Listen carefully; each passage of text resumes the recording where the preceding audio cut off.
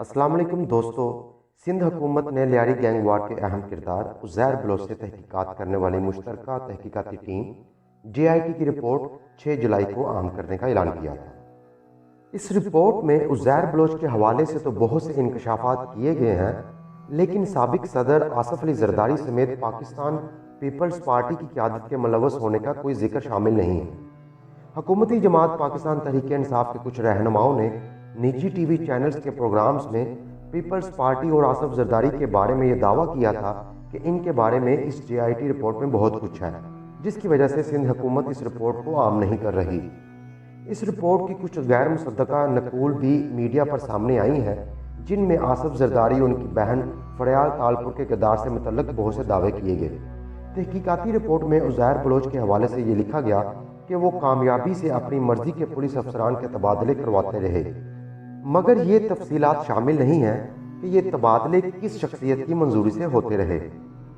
شروع کرنے سے پہلے آپ سب سے گزارش ہے کہ اگر آپ نے ہمارا چینل سبسکرائب نہیں کیا تو please subscribe and don't forget to press the bell icon button.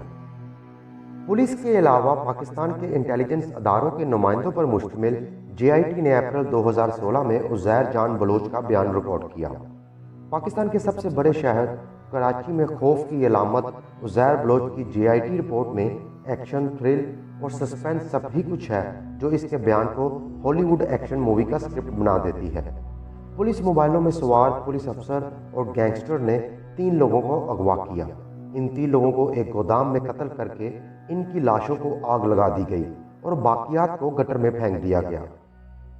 یہ بالی ووڈ کی انڈرورلڈ میں بنی کسی فلم کا سین نہیں، بلکہ لیاری امن کمیٹی کے سربراہ عزیر جان بلوچ کا اعترافی بیان ہے جو اس نے JIT کو دیا۔ جن 3 لوگوں کو قتل کیا گیا ان میں ایک جرائم پیشہ گروپ کے سرغنہ ارشد پپو اور اس کے 2 ساتھی شامل تھے۔ ان پر عزیر بلوچ کے والد کے قتل کا الزام تھا۔ JIT کے مطابق عزیر بلوچ 10 اکتوبر 1977 کو لیاری کے علاقے سنگو لائن میں پیدا ہوئے اور مقامی کالج سے انٹر تک تعلیم حاصل کی۔ عزیر بلوچ سن 2000 میں اپنے والد فیض محمد بلوچ کے ٹرانسپورٹ کے کاروبار میں شامل ہوئے۔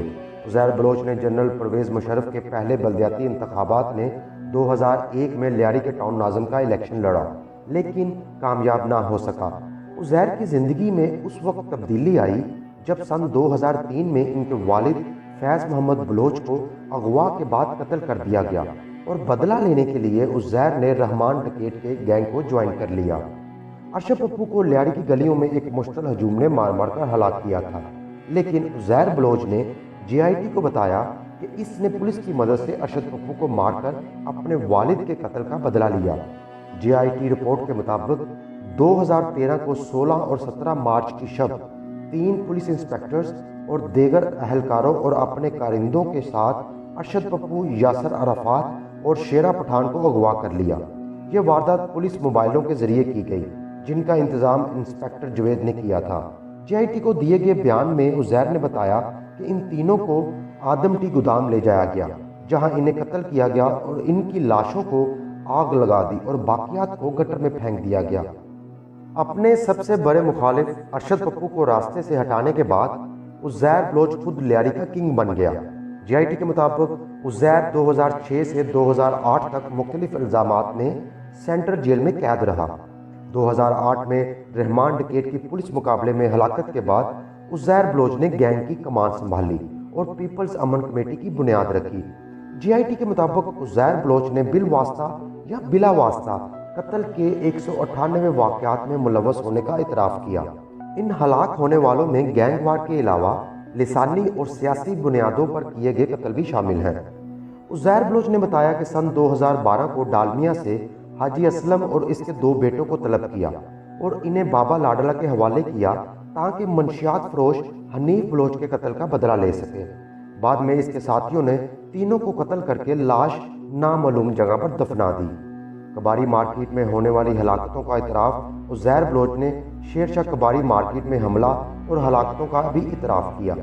خیال رہے کہ وہاں 11 تاجروں کے قتل کے بعد شہر میں ہنگامہ آرائی شروع ہو گئی تھی اور تشدد کے واقعات میں مزید 14 افراد ہلاک ہو گئے۔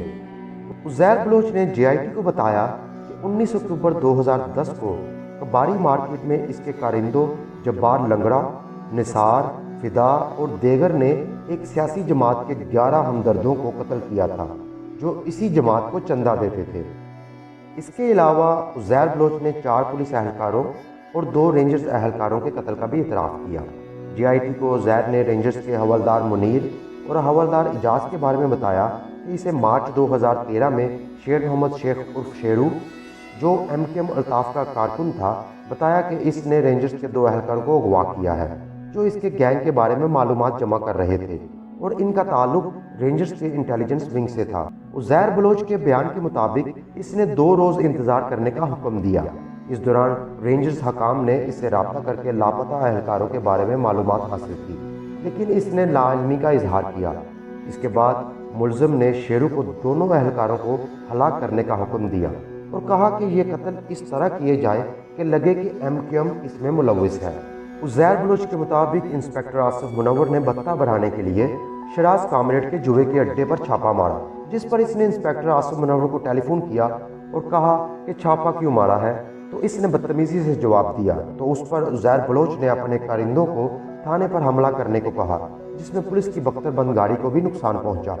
سن 2010 میں بھتے کے معاملے پر انسپیکٹر جاکی وارا، بابر ہاشمی اور ڈی ایس پی سرور کمانڈو نے جبال لنگرا کے اڈے پر بھی چھاپا مارا، جس کے بعد عزیر بلوچ کے ساتھیوں نے جاکیوارا اور کلا کوٹ کے تھانوں اور پولیس کوارٹرز پر بھی حملہ کیا۔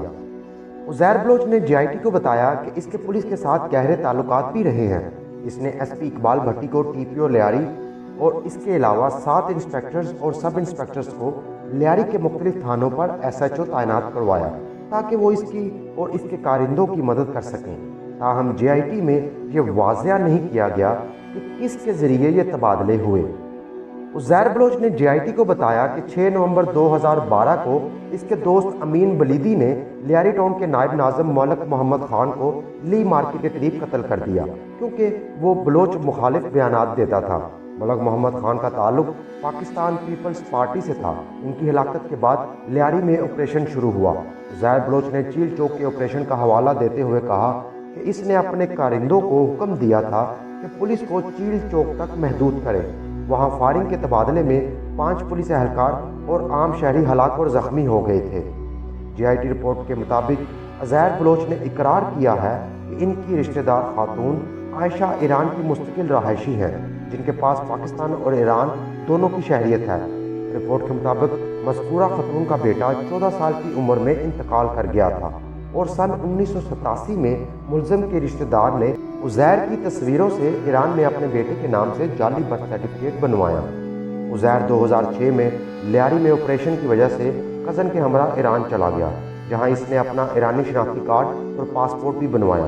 عزیر بلوچ نے جے آئی ٹی کو بتایا کہ سن 2014 میں ایران کے شہر چابہار میں انہیں حاجی ناصر نامی جاننے والے نے پیشکش کی کہ اس کے ایرانی انٹیلیجنس سے اچھے تعلقات ہیں، وہ ان کی ملاقات کا انتظام کر سکتا ہے، جس پر ملزم کی مرضی سے اس ملاقات کا انعقاد کیا گیا، جس میں بقول عزیر اسے ایرانی انٹیلیجنس حکام نے پاکستان کے فوجی افسران اور تنصیبات کی معلومات فراہم کرنے کے لیے کہا۔